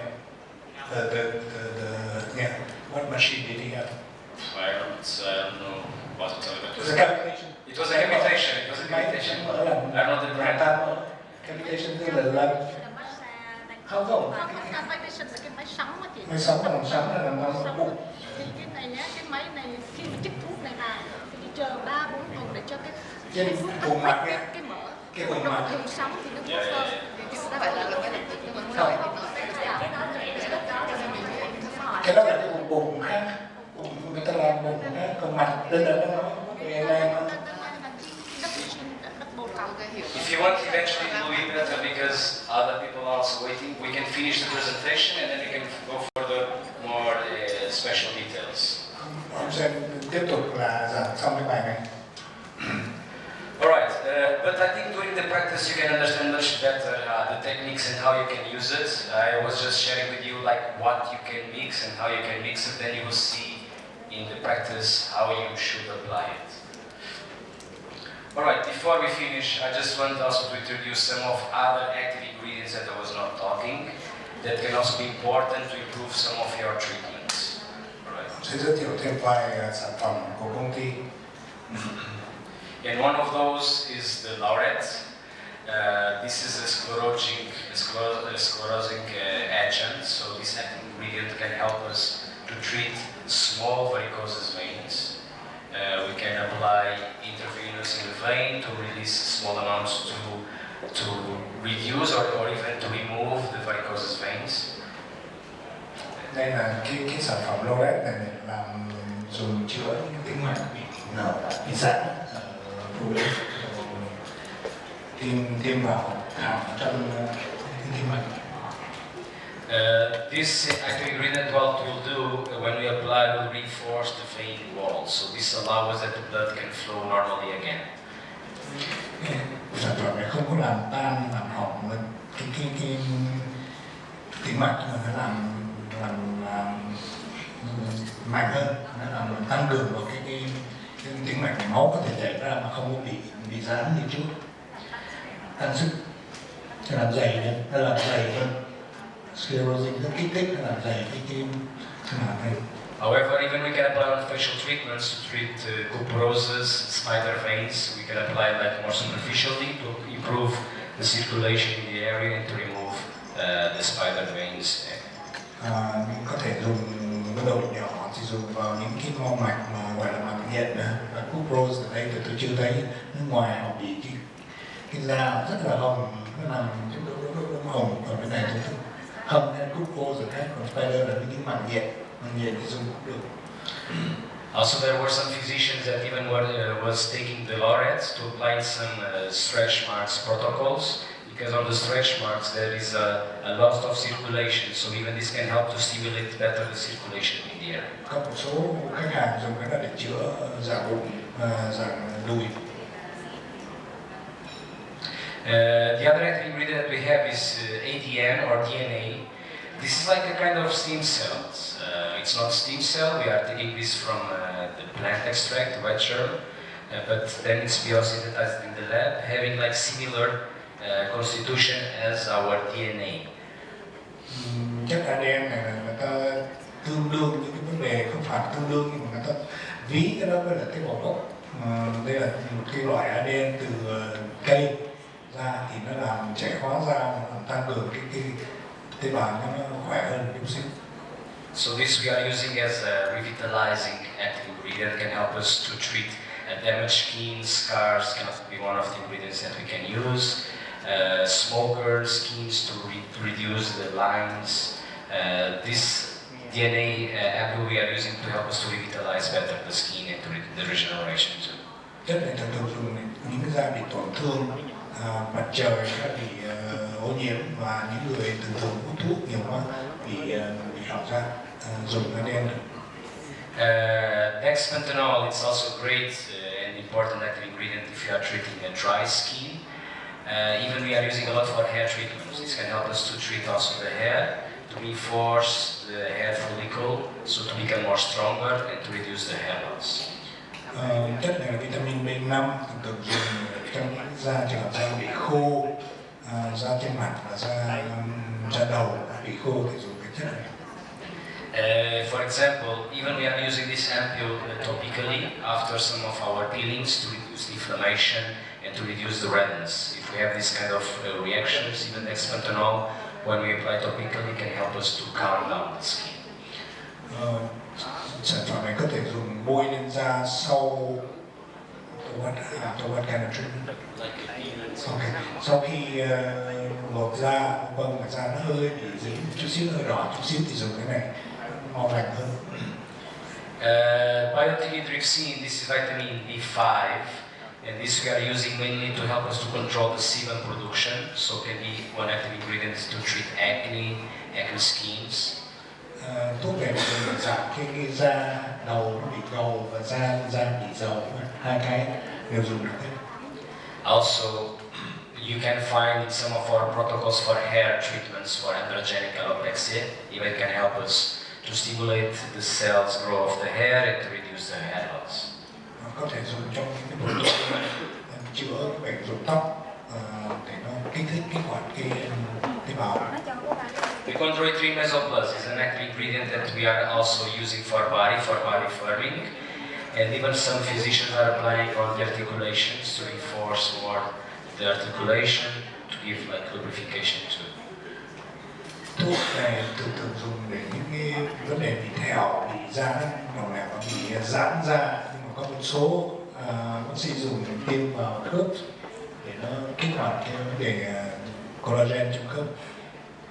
So this is mostly the active ingredients that we have and that we are using to make our protocols. So eventually now we will do, it's lunchtime or it's lunchtime, sorry? What time will be the lunch? Bây giờ Okay, all right.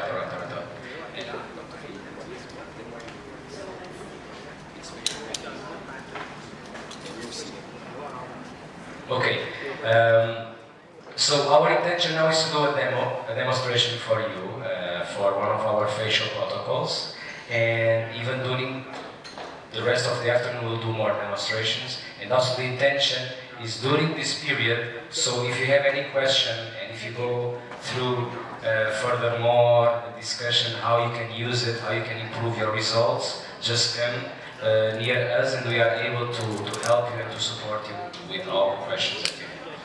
Khi mình tắt thì bây giờ mình làm một cái demo sau rồi ăn trưa, sau rồi có những cái demo khác. Thì trong những cái demo này thì quý vị có vấn đề thắc mắc thì chỉ cho mình biết, mình sẽ cố gắng trả lời.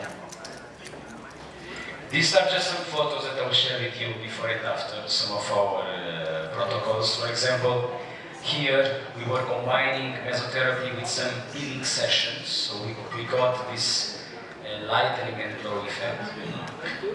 Thì đây là kết quả, da nó trắng hơn, nó căng hơn, nó trẻ hơn một sau những chữa một session vừa làm peeling vừa làm meso.